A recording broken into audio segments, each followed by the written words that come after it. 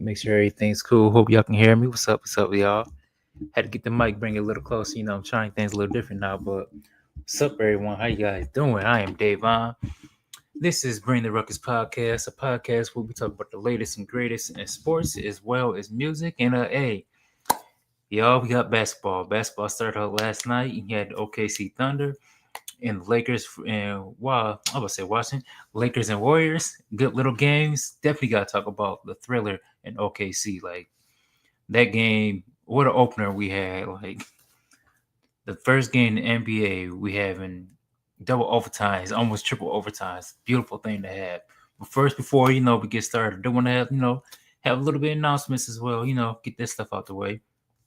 So for one, we had a free giveaway, free jersey giveaway, and I know he didn't want me to shout him out, but Mark, if we watching this, Mark got the free giveaway. He's one of the only person who's commented on my stuff. So like I said, guys watching this, you for a little bit, just comment, share love, share, comment, all that stuff, subscribe. Just the more you support, the more giveaways I can give away, more things I can do for the channel. So it's like when y'all show me love, I'm definitely gonna show love back. So in the future, I do want to do more little things like that, but it's all about growing this channel. So always, even if you just come in and just say hi a little bit, or just come and comment and just dog on me, say I'm trash, it still helped me grow because criticism is what it is. So yeah, got that out the way. Got the giveaways. It was congratulations, Marks, on giving him a free 76ers jersey. I don't know how the Sixers gonna do this year, but hey, you gonna get your jersey. So hey, cool with that. But yes, if you're watching this live on YouTube, we're gonna have more episodes coming out this year. I'm gonna look at this more so as like last year was the trial error. This one is gonna be more of a real error. So it's gonna be like the Bring the Ruckus podcast 1.5 season. So, welcome to a new season. This is like the official season starting off. I did do something the other day, but that was more so just trying to get some stuff out there. But I can say, best all season is starting now. So you know what? This can be the official Bring the Ruckus season. You can almost look at it like last year was a preseason. This is gonna be the final season. The what is it called? The season, the regular season. So yeah, we're gonna do that. So that being said, people are gonna be listening on Spotify. You didn't get much episodes at all last year. I just had some stuff trying to test it out. So now I'm trying to get some more stuff on Apple, put it back there on Spotify, and just more ways for you guys to listen to it. So try to get this out there, try to get more content out there, because boy kind of enjoy making content sometimes. So that all being said, y'all, let's talk about some basketball. Let's talk about the OKC and the Thunder game. So of course it's basketball. We all excited about this stuff. Like I'm gonna talk about the first things I saw when I first saw the game. So we seen OKC get this ring ceremony. So first scene, this first ceremony of OKC getting rings, I think it was kind of nice. It's definitely interesting because this is NBC's first time doing this type of thing, and usually like we watch this on ESPN. Well, I say usually I watch this on ESPN if it's on there, or I watch it on something like League Pass, and you don't get to see much of it. But this thing, like I did catch, I ain't gonna lie, I was playing 2K a little bit. Hold me up. I did catch it late, but what I saw was like OKC just showing that joy. It's like it was real inspiring to see them dudes just happy, smiling, posing and stuff. Just had the rings and just flashing. Yeah, I'm showing my ring. If y'all not, watching the audio side, your boy gotta show off the wedding ring. but just seeing people like Shay, people even like J Dub, J Will, seeing the other people, Aaron Wiggins, the little role players, everyone happy, bought into this thing they accomplished. To me, it was kind of inspiring, and it made me want to, go after my dreams more. Just seeing little stuff like that, because nobody had OKC as being this team like this like a couple years ago. We seen these on a rise, but now you actually see that OKC actually might be beginning of a dynasty. It's beautiful to see, and they're still young. So I want to say that being said, the first beginning of the quarter, we noticed OKC was kind of emotional starting off. It looked like they wasn't playing the same. They just wasn't locked in as much. It seemed like They was missing some easy buckets, just not playing that OKC basketball. But what I did notice, and I'm sure you all noticed as well, Shep Hunger. Shep was balling. And if you guys watched my episode previous, I said I think Shep might break out. These games kind of went what I thought. Besides, of course, no one was gonna think a double overtime game, but I had a feeling that Shea. I didn't even know J Dub wasn't playing at the time, but I just feel like Shea this season, he's going to put some things on his back. I mean, he's still a little thin guy, need to bulk out a little bit, but Shea's going to let you know that he's here. He's got his money. He's looking at third, being known as a third option. Shea's going to put in work and let you know that he's here. He's a champion, and he's Thunder is there. So I looked at him. He was getting off. He was almost making like all his shots.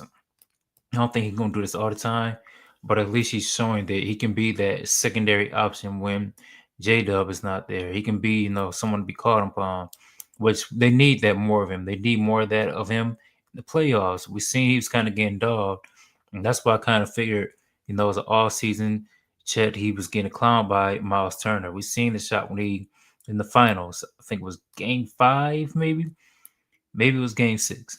We seen Shea try to shoot a three from long distance, end up getting blocked. So little things like that is letting me know, like for real, we know that Shet worked on this game. Even we seen this game today. We seen that, or not today, yesterday. We seen that Shea was out there, putting in work. We seen his adjustment. We also seen people like Lou Dort. Lou Dort up there hitting the spin moves and stuff like this. Dort wasn't doing stuff like this before, but we seen these boys was in that room trying to get better. They was in that, training facility getting better, which I mean, kind of figure anyway. They're young, defending champs, so I can't see them getting complacent so soon. I'm not gonna sit there and say they're gonna repeat just yet, but the way OKC play right now, they was looking like their regular self. And that's the thing also about this team, them bringing home everybody else. Like they didn't really make no moves at all besides bringing in the guys. So these guys know each other. It's familiarity. They don't have to, have no one in there adjusting, learning plays. These guys know, all right, we back on business. We're gonna do this. We're gonna execute like this. So we're seeing what a well-oiled machine kind of looks like. And honestly, I like that. Whether you hate OKC or not, just seeing a team put together like this who's been staying long term, the longevity game.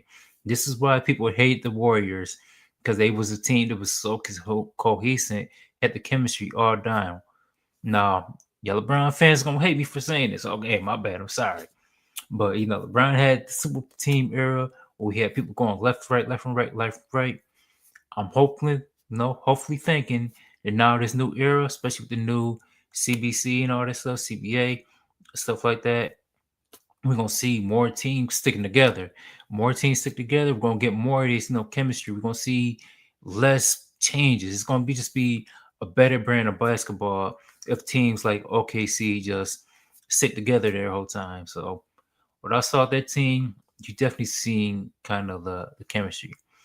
On the other hand, um, Rockets, they started out kind of sluggish to me. They was looking kind of bad. I'm not gonna lie. But this all big lineup. This is the biggest lineup there's ever been in NBA from like 55 years or so like that. The smallest person, 6'7". I know y'all gonna do it 6'7". I already know people going there gonna do it, but that was the smallest person on there, and that was Amin Thompson, and he's playing point guard. KD, probably the first time in his career playing shooting guard. And I'm not gonna lie, to me, it looked a little sloppy the first quarter. There's a lot of turnovers. A man was running into KD off screens. It just didn't look good at all. But by the second quarter, they kind of got things together.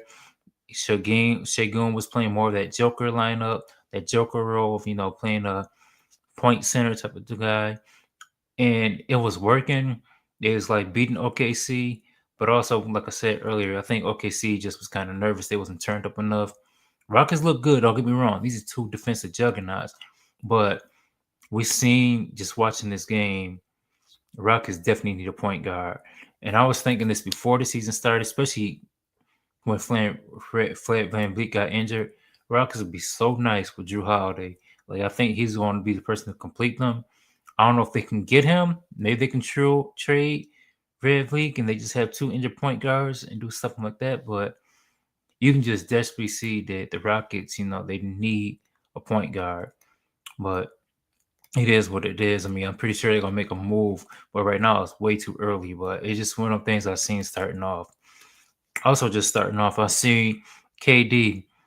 KD is not the typical KD playing on this team. KD wasn't as aggressive at all. He seemed like he was trying to fit in a little bit. It seemed like he wasn't trying to do too much. It seemed like he's the new guy on his team, and he just kind of wanted to be the vet, show some leadership. I've seen him calling out plays, telling people to like hold off a little bit, telling people to go, just being a veteran player's present, telling people to do on defense and offense. I've seen, KD's commanding the floor a little bit. So, being that the defensive anchor dude, and it's weird saying KD a defensive anchor, but you know what I mean.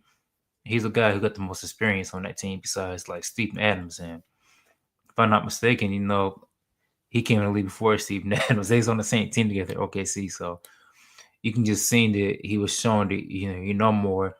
And also, I noticed with KD playing with these young guys, it was a little bit frustration. And some of that frustration, it wasn't just like the old guy playing with these young dudes.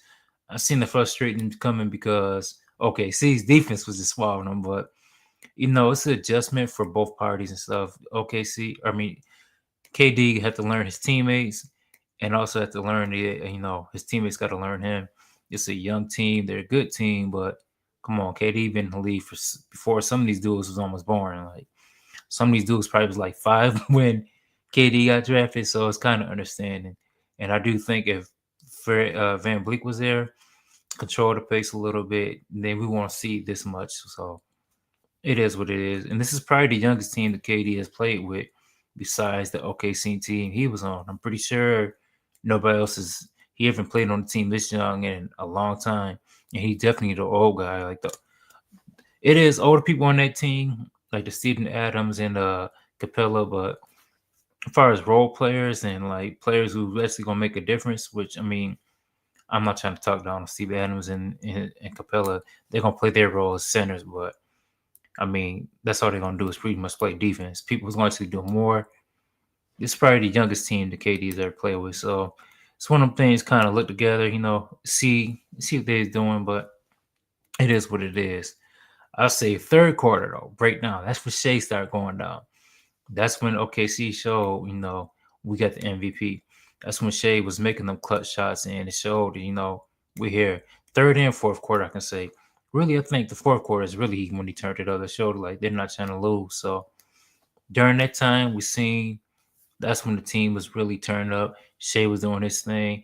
I wanted more from Chet. Chet was doing his stuff, but he had some like, kind of crazy plays.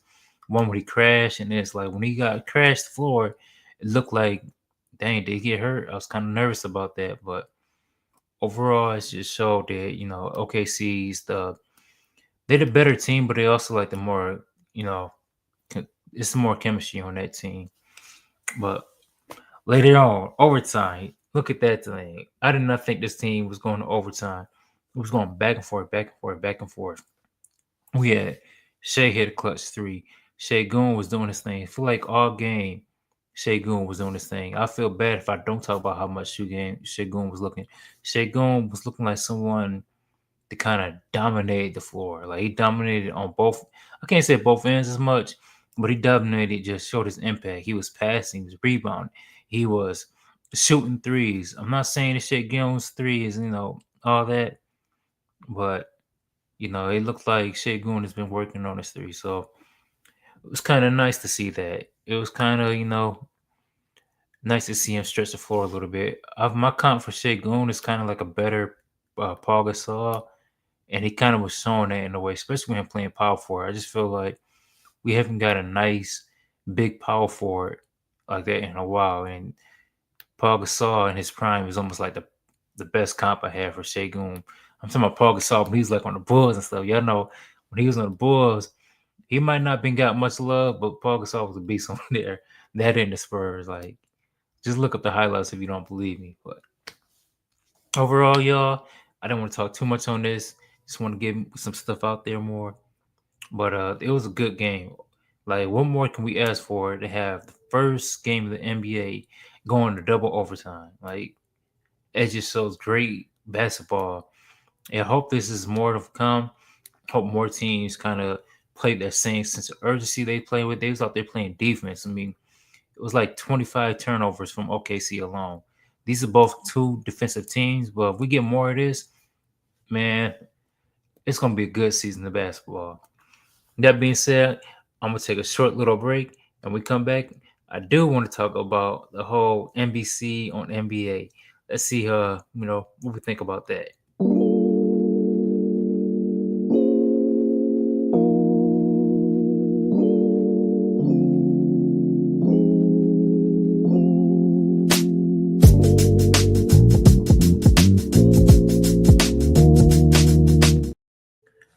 All right, y'all. We break. I had to get a little break. And I want to just going. I don't want to be on here talking, just rambling so much. That's why I got to grow this channel. Get more you guys on here for we can just talk more about these sports, talk more about this music, and just more about life in general. Just grow the channel and just be some beautiful people. So before I get out of here, I do want to talk a little bit about NBA on NBC. Actually, before I get on there, I do want to say the Lakers game, Warriors game. I meant to watch that, so I'll talk a little bit after that, after this. But I didn't watch much of that, so I don't want to come on there and act like I watched both of them games. It was hard for me to watch both of them games. Nobody was expecting double OT. By the time the Lakers game came on, it was almost halftime, and I'm like, man, I don't even know what to say about this game. I gotta take a shower and probably rewind back and watch the whole thing from the beginning. It's like, yo, someone's got to work in the morning. So the West Coast teams, West Coast games, they kind of be hard for us on the Midwest and the East Coast. But you know what? It is what it is. But anyway, NBA on NBC. I just want to say when that first started off, seeing the Jordan and all that, it bring about nostalgia. It made me think about playing old video games. Like I think it was NBA Jam, or it was another game. I think it was called NBA on NBC. That game was cold. I remember playing with my brother like PlayStation 1 type of games. It was really nice. It might have been PS2. Pretty sure it's PlayStation 1 though. I don't know. Maybe I'm showing my age, but hey, oh well, I'm glad to be this old and made it. But it brought back nostalgia of playing old video games for me. I don't know. You remember watching basketball as much at that age? Because I was young. I watched a lot of TV, so remember watching some things, but not like that. I mean, of course, I remember the game more. I mean, come on, play games all day. But it brought up nostalgia. Seeing Michael Jordan on there, it was a different vibe. Like it wasn't a normal halftime show. It just showed that NBA on NBC.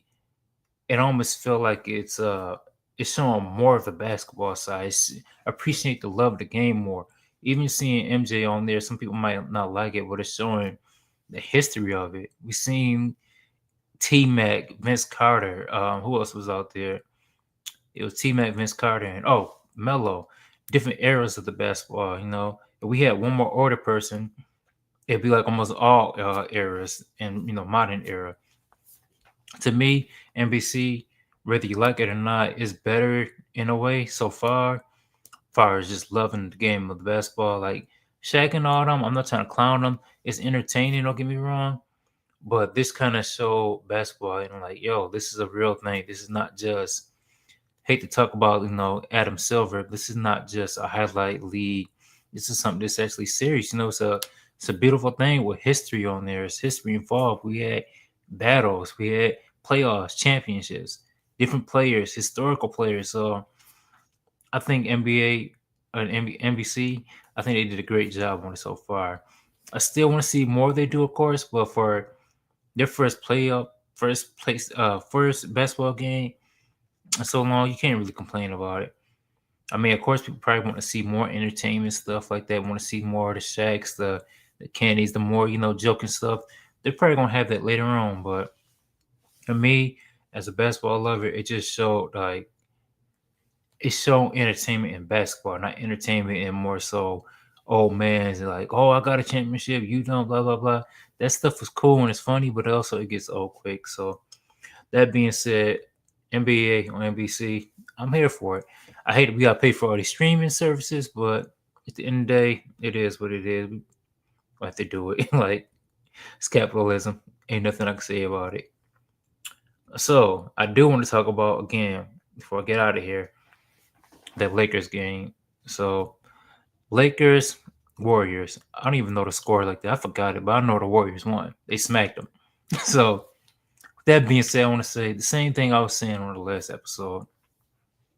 I feel like Lakers, they're gonna be good because they got two good players. They was the third seed last year, so it's not like they're gonna be horrible. I can see them being a playoff team, but they have so many holes on this team, and people hype up people like Austin Rivers so much or Austin Reeves so much, but you can tell Lakers need a lot on this team. They need defense. They need so much defense, and it showed. Like Warriors picked them apart from the little parts I did see.